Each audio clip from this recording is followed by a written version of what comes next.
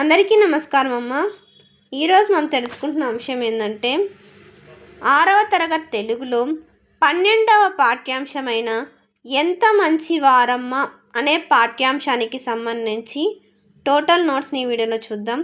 ఇంకా ఆలస్యం చేయకుండా వీడియోలోకి వెళ్ళే ముందు ఇంకా మన ఛానల్ సబ్స్క్రైబ్ చేసుకొని వాళ్ళు ఎవరంటే దయచేసి సబ్స్క్రైబ్ చేసుకొని లైక్ చేసి షేర్ చేసి మీ ఫ్రెండ్స్కు రిలేటివ్స్ అందరికీ సబ్స్క్రైబ్ చేసుకోమని చెప్పండి.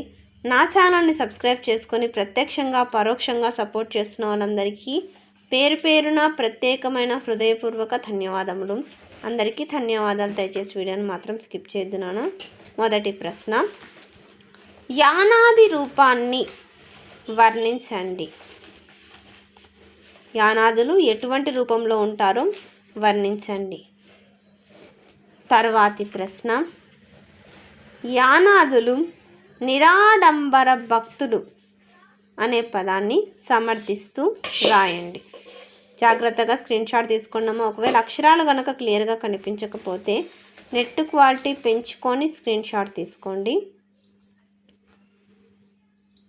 తర్వాతి ప్రశ్న, యానాదుల భూషణం ఏ విధంగా ఉంటుంది? జాగ్రత్తగా స్క్రీన్ షాట్ తీసుకున్నాము. అక్షరాలు కనుక క్లియర్గా కనిపించకపోతే నెట్ క్వాలిటీ పెంచుకొని స్క్రీన్ షాట్ తీసుకోండి. ఇంకా మన ఛానల్ సబ్స్క్రైబ్ చేసుకుని వాళ్ళు ఎవరంటే దయచేసి సబ్స్క్రైబ్ చేసుకొని లైక్ చేసి షేర్ చేసి మీ ఫ్రెండ్స్కు రిలేటివ్స్ అందరికీ సబ్స్క్రైబ్ చేసుకోమని చెప్పండి. తర్వాతి ప్రశ్న, యానాదులను చూసి మనం ఎందుకు గర్వపడాలి? యానాదులు కష్టజీవులు, కష్టపడి బ్రతుకుతారు.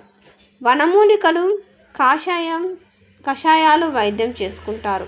చిరునవ్వు చిందిస్తారు. అల్ప సంతోషులు, నిబ్బరంగా జీవిస్తారు. బాహ్య ప్రపంచానికి నీతిని నేర్పగలరు కూడా. నేటి తరంలో యానాదులు సగౌరవంగా జీవిస్తారు. వారి అభివృద్ధి చేస్తున్నారు. విద్యావంతులయ్యారు. ఆంధ్రదేశాభివృద్ధిలో వారు భాగస్వాములయ్యారు. పరస్పర సహకారంతో జీవిస్తారు. మన తెలుగు వారి పట్ల అభిమానంగా అందరూ నా వాళ్ళే అనే భావంతో ఉంటారు. సంఘశక్తిని పెంచడంలో భాగస్వాములవుతారు. అత్యున్నత పదవులను పొందడంలో పౌరుషం, పట్టుదల, దీక్ష చూపించారు. ఇవన్నీ యానాదుల నుంచి నేర్చుకోదగినవి, గర్వించదగిన లక్షణాలు.